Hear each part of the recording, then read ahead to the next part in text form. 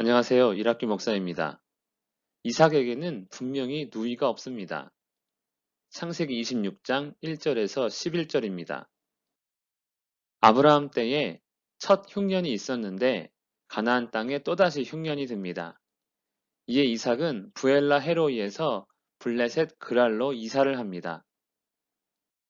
약 100년 만의 흉년입니다. 아브라함은 흉년 때 가나안 땅을 떠나 애굽 땅으로 갔다가 아내 사라를 잃을 뻔했습니다. 이삭 때에 또다시 흉년이 들자 이삭은 애굽으로 가려고 했는지 하나님께서 애굽으로 내려가지 말고 내가 너에게 지시하는 땅에 거주하라 말씀하십니다. 그 땅이 그랄입니다. 이삭은 하나님의 지시에 따라 그랄로 갔습니다. 비록 흉년이라도 하나님은 이삭이 가나안 땅에 머물기를 원하십니다. 즉 이삭이 하나님께서 아브라함에게 하신 땅의 약속을 믿기를 바라시는 것입니다. 그렇게 흉년일지라도 약속을 믿고 그랄에 거하면 이삭에게 복을 주시고 약속한 땅과 자손을 주시겠다고 약속하십니다.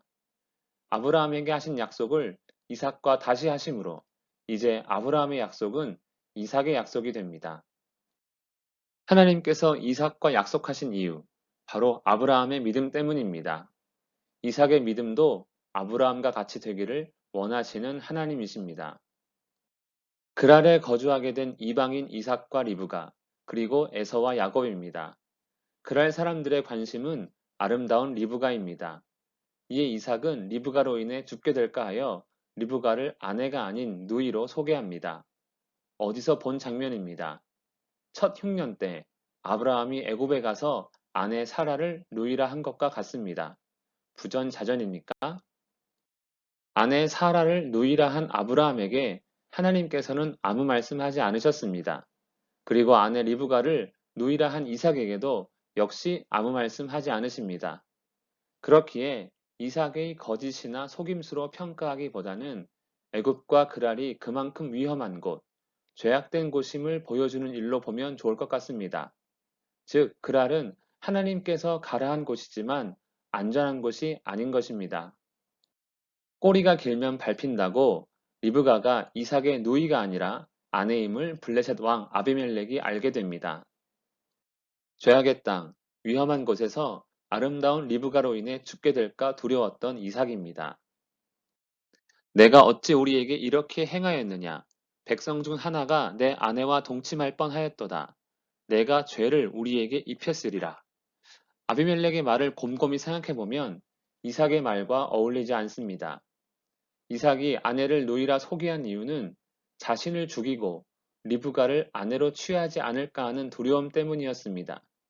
그런데 아비멜렉의 말에 의하면 남편이 있는 아내와 동침하는 일에 대해 죄라고 말합니다. 이삭의 두려움은 괜한 것처럼 보입니다. 그랄 사람들은 정말 의인인데 이삭 때문에 죄를 지을 뻔했다는 뜻일까요?